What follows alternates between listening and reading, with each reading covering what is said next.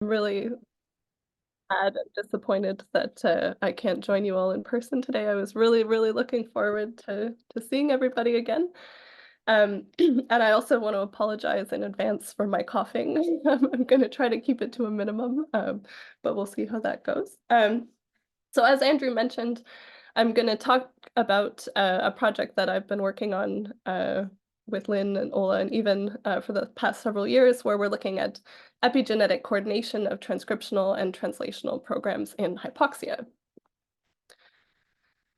So even though the title is a bit of a mouthful, this study is essentially examining how cancer cells are able to adapt.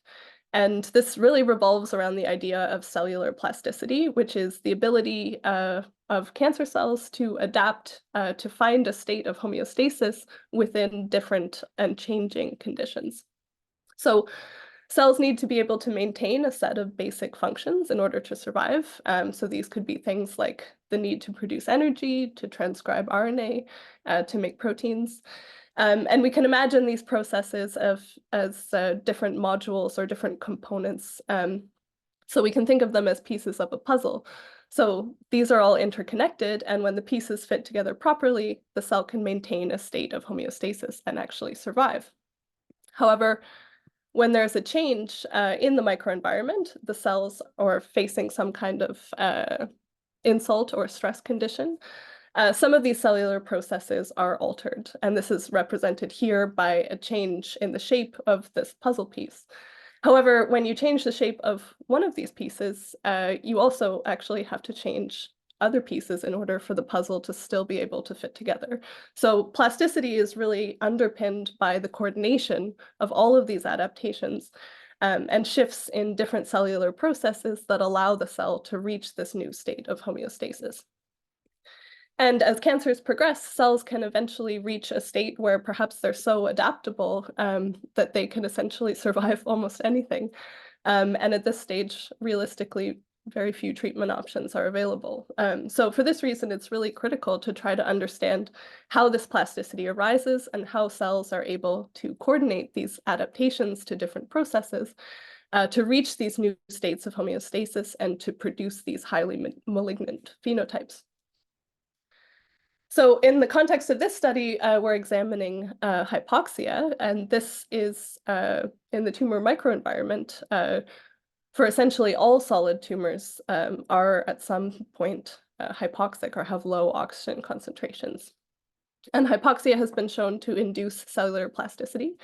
So hypoxic tumor cells tend to have increased invasiveness, higher propensity for therapy resistance, as well as enhanced stem cell properties. And there's also widespread epigenetic changes that occur under hypoxia. So we've chosen to examine how the cells are actually able to adapt to and survive this particular stress condition.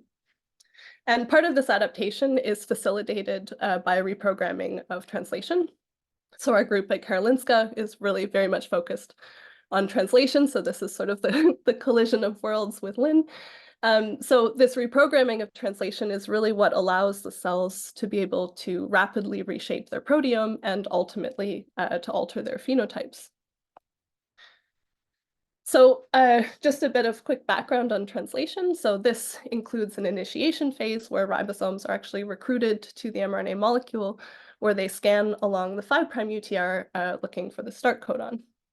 And this is followed by an elongation phase where polypeptide chains are extended until the stop codon is reached.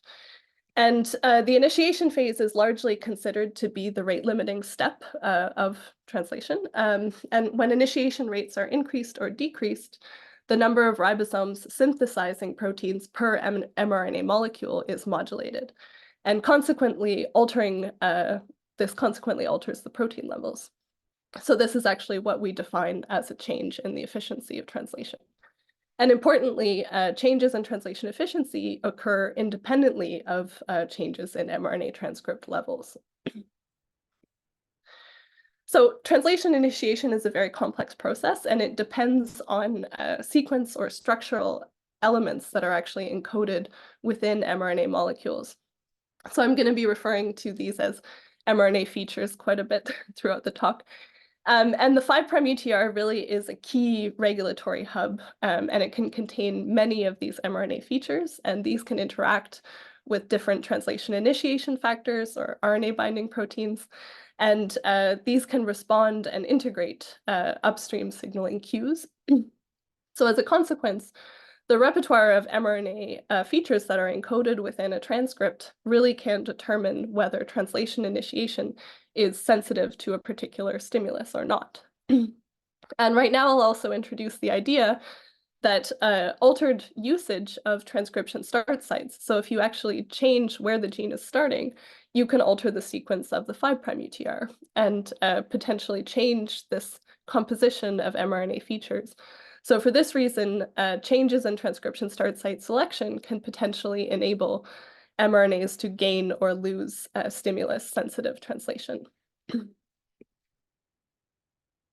So two of the central pathways that really are responsible for integrating various cellular clues or cues and stimuli are mTOR and the integrated stress response.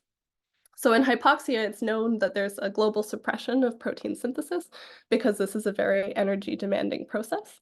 And this is known to occur largely through inhibition of mTOR signaling, which ultimately results in a reduction of the EIF4F complex or the cap binding complex. And at the same time, you also have an activation of the integrated stress response where via PERK, you get phosphorylation of EIF2 alpha, which ultimately results in reduced recycling of the ternary complex. So these two events together really result in this global suppression of translation initiation. However, at the same time, you also have activation of selective programs of translation where you have enhanced or maintained translation of certain pro-survival factors like stem cell factors or ATF4. However, the mechanisms through which this selective program of translation act are currently not terribly well understood. So, however, some of the previous work from Lynn's group has actually shed some light on how these selective mechanisms of translation can facilitate this translational reprogramming. So in this study from 2020 from Michael Dewar, they found that a number of stem cell factors, including nanog, snail, and nodal, actually manifest multiple 5' UTR isoforms. And when they looked at how these different isoforms were translated, they found that actually some of these different 5' UTRs were actually preferentially translated under hypoxia, and they could show that this preferential translation helped to enhance stem cell characteristics, increase resistance to therapies, and also increase or promote cellular plasticity. So in light of this previous finding and this idea of wanting to sort of understand how the mechanisms of cellular plasticity are coordinated, this led us to investigate the effects of hypoxia on transcription start site usage. So how do these different 5' UTR isoforms manifest?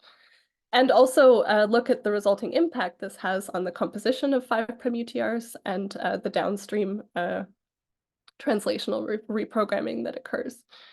So this work started out really having three main questions that at the time seemed very simple and then of course became very complicated. But firstly, we wanted to know whether does hypoxia itself actually induce changes in transcription start sites and therefore in 5' UTRs? Secondly, what are the consequences of this switching for adaptive programs of translation? And finally, trying to address how is the switching actually occurring? Excuse me. So our first question, is hypoxia actually inducing changes in transcriptions? Transcription start site usage. So to do this, we first performed nanocage sequencing in, my apologies. So we performed nanocage sequencing in T47D breast cancer cells, as well as H9 embryonic stem cells. And nanocage is a technique that basically allows you to exploit the 5' cap structure of mRNA molecules to be able to specifically sequence the 5' UTR, and also to map transcription start sites with close to single nucleotide resolution. So Having mapped transcription start sites on a transcriptome-wide scale, we then compared the pool of 5' UTRs that are expressed between hypoxia and normoxia. And in doing this, we found that between 20 to 30% of the protein coding transcripts undergo significant changes in transcription start site usage, which ultimately leads to a different pool of available 5' UTRs under hypoxia. And interestingly, we also found that close to 80% of the transcripts that undergo switching actually didn't have significant changes in overall gene expression when you compare sort of all of the cumulative sum of the isoforms. So this suggests that activation or suppression of overall gene expression actually isn't required for the switching to occur, which we found quite interesting. So here's just some examples of what this looks like when I say, what does transcription start site switching actually mean? So on the left here, we have a case where you have a relative shift in abundance. So on the y-axis, we have the log2 expression of the different isoforms, essentially.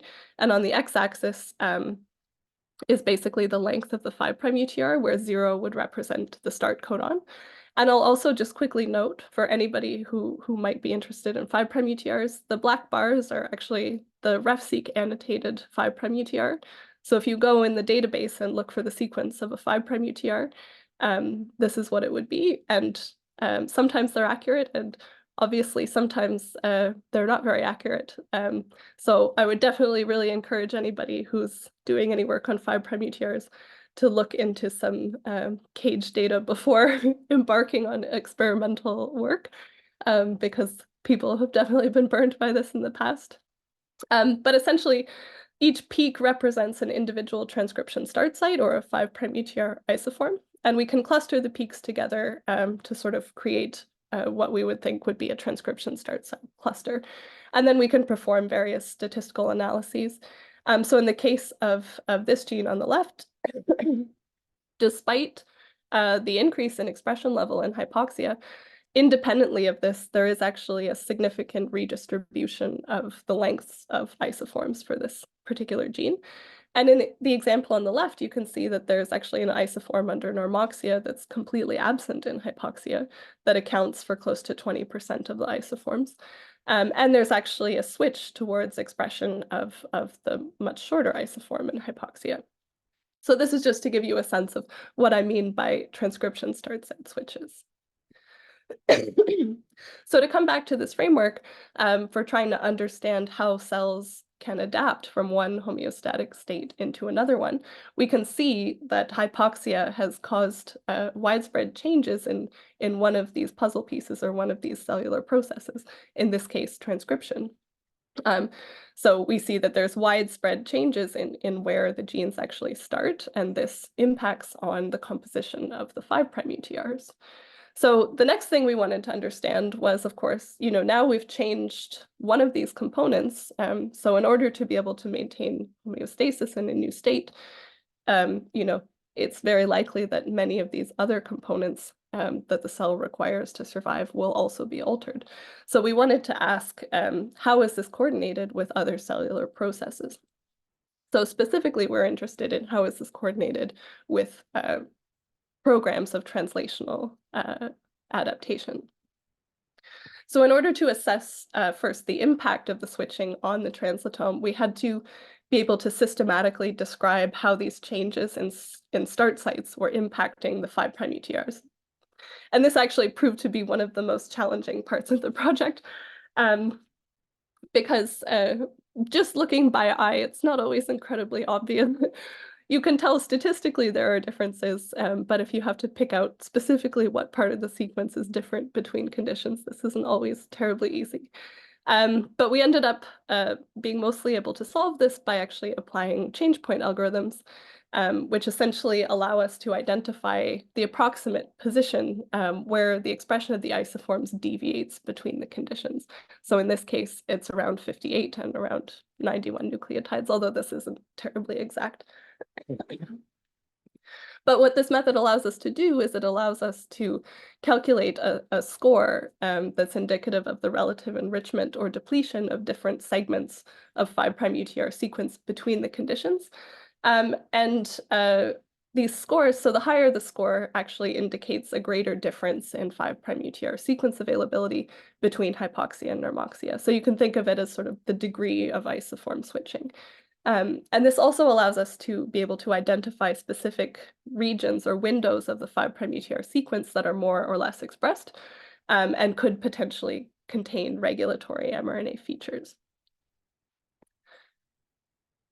Excuse me. So we next performed polysome profiling, which allows us to separate efficiently translated mRNAs, which are those that are associated with more than 3 ribosomes. And as expected, in this assay, we saw a large global decrease.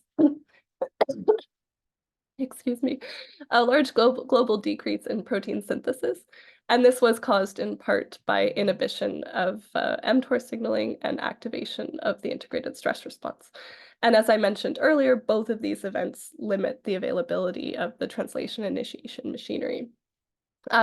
So we then sequenced the pools of polysome-associated, which is on the y-axis, and total cytosolic RNA, which allowed us to essentially calculate per gene changes in translation efficiency between hypoxia and normoxia.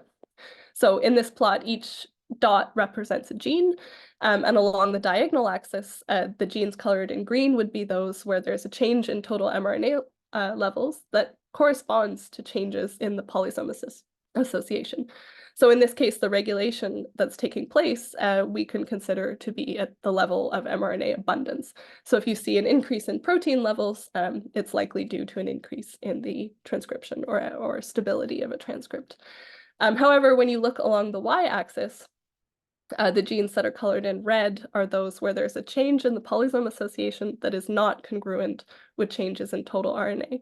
So these would be cases where the efficiency of translation has been altered under hypoxia. And I'll note quickly that there is another mode of translational regulation, which is referred to as offsetting. And these are the genes that are shown in blue. But for the purposes of this talk, I'm going to keep it simple and just talk about the translationally active and suppressed. However, if this is something you're interested in, we do give an in-depth analysis of the offsetting in the preprint if you want to look it up later.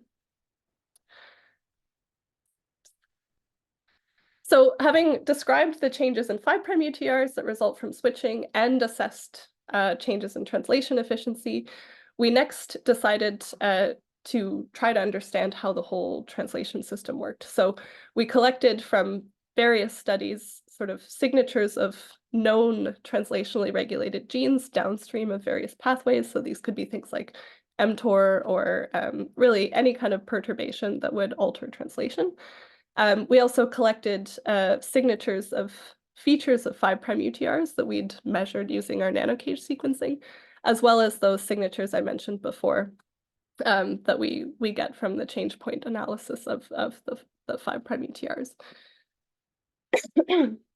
So how this analysis works is that essentially for each gene, we collect a series of information that describes its regulatory characteristics. Of the 5' UTR, for example, it could contain an upstream open reading frame or a regulatory motif, as well as information about the pathways that are known to regulate its translation efficiency. And again, the way the 5' UTR is altered by the transcription start site switching. So using all of this information as input, we next essentially tried to model the changes in the translatome based on all of these different features. So in order to do this, there's a very talented postdoc in our group in Sweden, Krzysztof, who has developed a new tool called Anota2seq utilities. And the way that this tool works is it essentially uses stepwise regression models. So it can take all of these features and identify the ones that explain the greatest proportion of change in the translation efficiencies. And then it can also rank these different features according to those importances. And so in this network plot, basically the larger the size of the circle, the more variance in translation efficiency was explained by that feature. And the really interesting thing about this tool is that it can also reveal relationships between different features. So whether particular pathways and 5' UTR features are correlated with each other. So what this analysis revealed was basically we confirmed that inhibition of mTOR and activation of the integrated stress response really are kind of major drivers of the translatome changes that we see under hypoxia. And we also found that different 5' UTR features are correlated with pathways. So for example, the GC content and the 5' UTR length seem to be important determinants of sensitivity to mTOR activated translation. And this actually confirms results that we've published in the past. So it's always nice when a new tool confirms what you already know. However, it also did identify other mechanisms of translational control that haven't been previously associated with hypoxia. And these include translation downstream of the RNA binding protein DHS9, as well as additional 5' UTR motifs. However, what was most interesting for us was that our signatures of transcription start site switching that alter 5' UTRs were significant in all of our models, and they had independent effects on the translatome on a similar order of magnitude as the independent effects of the integrated stress response. So we think this is actually quite significant. And notably, we saw that genes that underwent a greater degree of transcription start site switching actually tended to be translationally activated under hypoxia, which again suggests that the switching events are actually coordinated with the reprogramming of the translational machinery in order to actually promote these survival-enhancing phenotypes. So we think together these results suggest that transcription start site switching altering 5' UTRs is actually a previously unappreciated mechanism that contributes to translational reprogramming.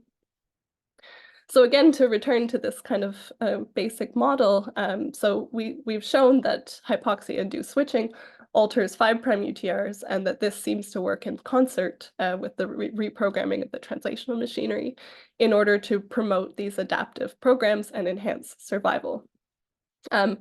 However, we were also interested to know whether the connection between these processes also has any other consequences for the cells. So among the transcripts that have altered transcription start site usage, we noticed that there was an enrichment in processes that were related to metabolism. And in fact, one of the most significant switching events was actually for pyruvate dehydrogenase kinase 1, or PDK1. And under hypoxia, when oxygen is limiting, cells will undergo a metabolic adaptation where they become reliant on glycolysis. And PDK1 is essential to this process, and it's strongly induced by HIF1. It's a direct transcriptional target of HIF1. And what we observed both in our nanocage sequencing and by RT-qPCR was that under hypoxia, you have a relative loss in expression of the longer 5' UTR isoforms. So you can see this here as well as here. And you have actually enhanced expression of the short 5' UTR isoforms. So those that are sort of shorter than 45 nucleotides. Excuse me. So next we wanted to know how are these different 5' UTR isoforms translated. So we looked in our polysome, I'm sorry. Oh my gosh. We looked at our polysome fractions, and we saw that for the endogenous isoforms, actually the longer 5' UTR isoforms for PDK1 were actually less efficiently translated, both in hypoxia and normoxia, while the shorter 5' UTR isoforms were actually more efficiently translated. And we confirmed this again using luciferase assays. So here you can see that in hypoxia, there's a global decrease in mRNA translation. However, in both conditions, the shorter isoforms of PDK1 are actually quite a bit more efficiently translated. So we think that this represents a switch in the availability of different 5' UTR sequences towards those that are more efficiently translated. And again, we think that this is actually a very coordinated process, and it's likely helping to drive this essential metabolic adaptation that's taking place under hypoxia by promoting this really essential expression of this really essential gene. So again, we've shown now that hypoxia induced switching promotes more efficient translation of 5' UTR isoforms for PDK1, which again is essential for metabolic reprogramming. Although here I also want to note that we're showing PDK1 as an example, but the effect is likely mediated by many, many changes. So for example, there's other genes in the glycolysis pathway, including things like PGK1, that also undergo significant switching and also have differentially translated isoforms in hypoxia. So we really want to stress that the phenotypic changes that we're seeing really are the sum of all of these other smaller changes combined. So now that we've seen that switching is coordinated with other cellular processes to promote this new state of homeostasis under hypoxia, we finally wanted to ask, how is the switching actually occurring? So under hypoxia, H3K4 trimethylation accumulates around transcription start sites, and this is due to loss in activity of the KDM5 enzymes that are oxygen dependent. And the accumulation of H3K4 trimethylation has recently been shown to result in remodeling of chromatin and enhanced cellular plasticity under hypoxia. However, the effect of this sort of oxygen sensing capacity of chromatin on processes like transcription start site selection is not something that's been previously studied. And actually, the literature around H3K4 trimethylation is actually quite controversial in some ways, as some studies show that it's essential for activation of transcription and correlates with the degree of transcription, while other studies show that it's simply a byproduct that's deposited as a result of transcription. And there's even more studies that have shown that if you completely ablate it genome-wide, you don't really see many changes in gene expression.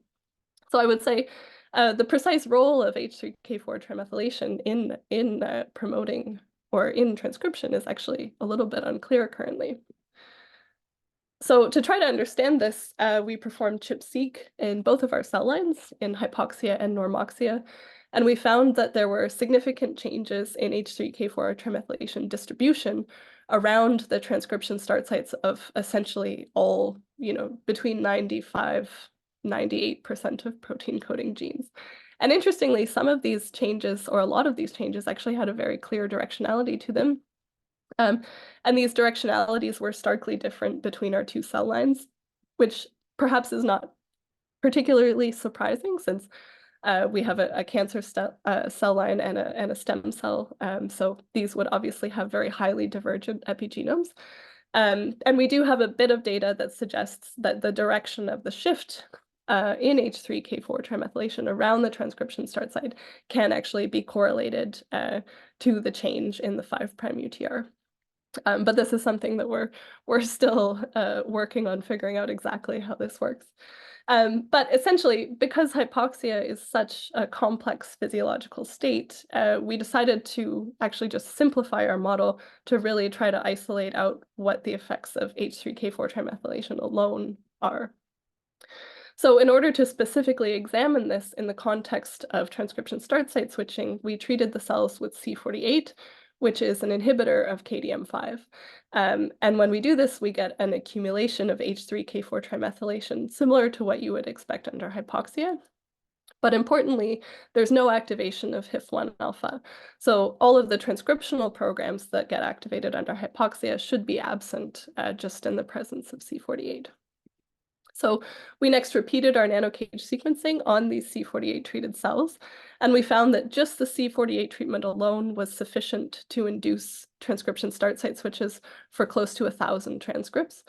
And interestingly, there were almost no changes in overall transcript expression, which again suggests that the histone mark is actually playing a role in altering the selection of the transcription start site, but not necessarily in the degree of transcription.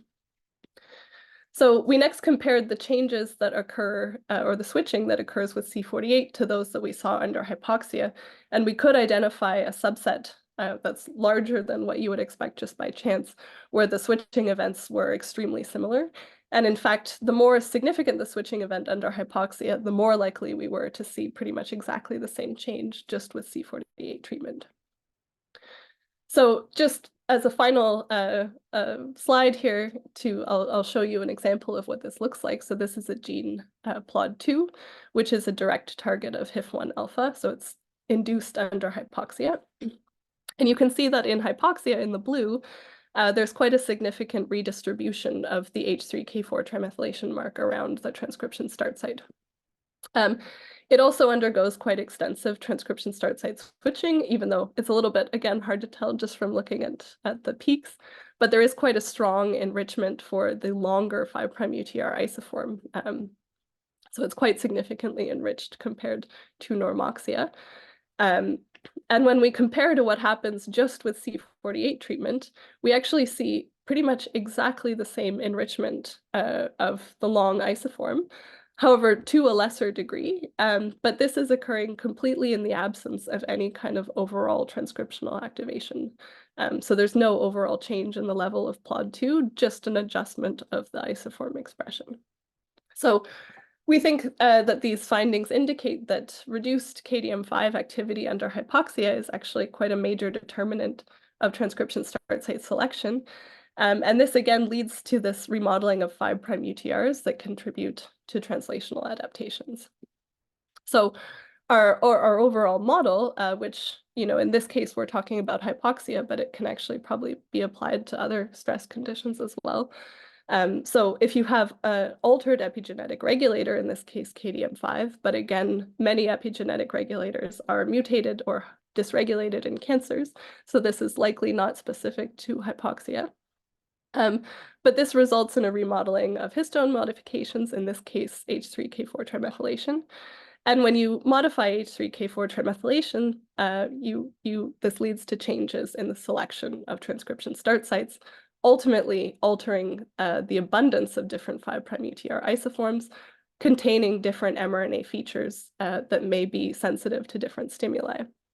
And at the same time, you also have this reprogramming of the translational machinery that occurs downstream of mTOR inhibition and activation of the integrated stress response.